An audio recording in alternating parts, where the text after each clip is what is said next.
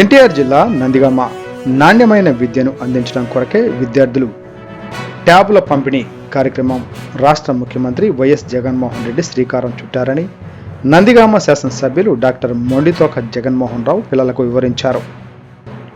వీరులపాడు మండలంలోని జుజ్జూరు జిల్లా పరిషత్ ఉన్నత పాఠశాలలో గురువారం విద్యార్థులకు ట్యాబులు పంపిణీ చేశారు.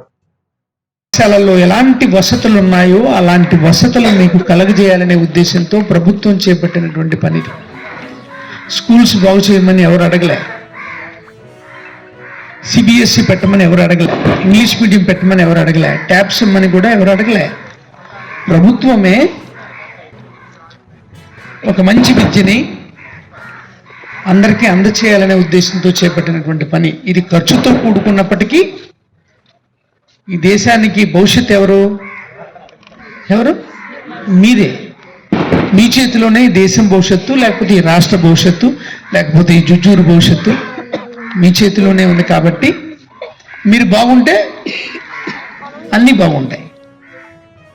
దానికి సంబంధించి ప్రపంచవ్యాప్తంగా ఎక్కడికైనా సరే మీరు ఎవరితోటైనా పోటీ పడే తత్వం ఉండాలంటే మీకు అన్నీ తెలిసి ఉండాలి. కాబట్టి ప్రభుత్వం చేస్తున్నటువంటి పని ఇది.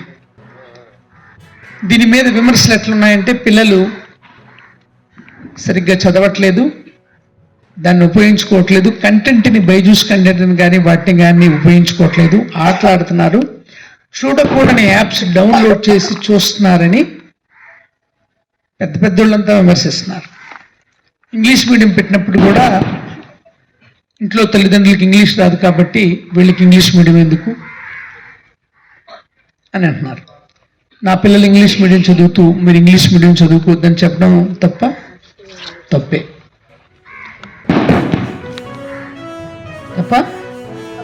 ఏం తప్పు మరి? నేను వచ్చిందా కోరుతున్నాము. అలాగే మా వీరుపాడు మండల విద్యాశాఖ అధికారి గారు పాల్ కెనడీ గారిని వేదిక మీదకి కోరుతున్నాం.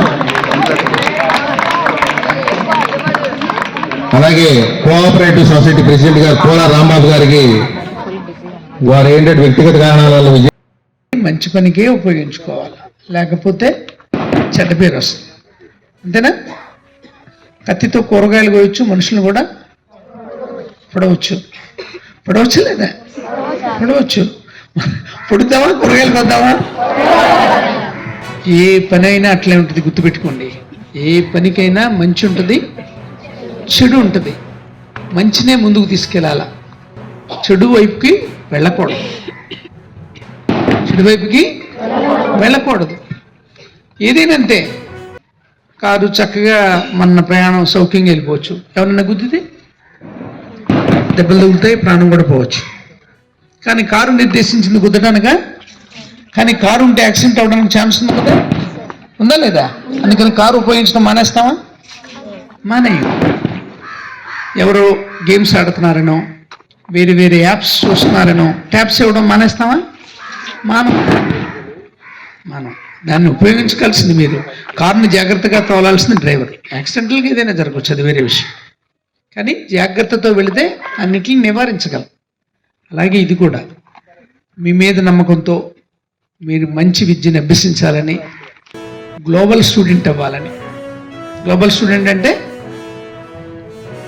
ప్రపంచ విద్యార్థి మాట. ఎక్కడైనా చదవగలరు మీరు. ఇప్పుడు 5వ తరగతి చదివారు, 6వ తరగతి యూకే తీసుకెళ్తే అక్కడ చదవగలిగేలా. మీ నుంచే మంచి కూడా చెప్తాను. లాస్ట్ ఇయర్ ఇంగ్లీష్ మీడియం వచ్చింది. మన పిల్లలు ఎక్కడెక్కడ మాట్లాడారు? ఐక్యరాజ్య సమితిలో మాట్లాడారా? యుఎస్లో ఇంటరాక్ట్ అయ్యారు, అందరితో అయ్యారు లేదా? వాళ్ళంతా ముఖ్యమంత్రి గారిని కలిసారా లేదా? కలిసారు. This is a plus, positive point. అభివృద్ధి చెందిన కుటుంబాలు, బాగా చదువుకున్న వాళ్ళ పిల్లలు ఎలా చదువుకుంటారో, చదువుకున్న వాళ్ళ పిల్లలు, పేదవాళ్ళు కూడా అలాగే చదువుకోవాలన్నది ప్రభుత్వం యొక్క ప్రధాన ఉద్దేశం. దానికి ఇంగ్లీష్ మీడియం వాళ్ళకి రాదంటాం తప్పు కదా? తప్పని నిరూపించాలి. వాళ్ళు చెప్పేది తప్పని నిరూపించాలంటే ఏం చేయాలా? బాగా చదువుకోవాలి, మీరు బాగా చదువుకోవాలా. ఈ రాష్ట్ర ముఖ్యమంత్రి తీసుకున్న నిర్ణయం మంచి నిర్ణయం అని. అట్లనే ఇప్పుడు ట్యాబ్స్ ఇస్తున్నారు. దీన్ని మీరు బాగా ఉపయోగించుకుంటే ఎవరి నిర్ణయం మంచిది? ముఖ్యమంత్రి గారి నిర్ణయం మంచిది. మరి గేమ్స్ ఆడటం అలాంటివి చేయొచ్చా? మీలో అందరూ ఆడరు, ఒకళ్ళిద్దరే ఉంటారు.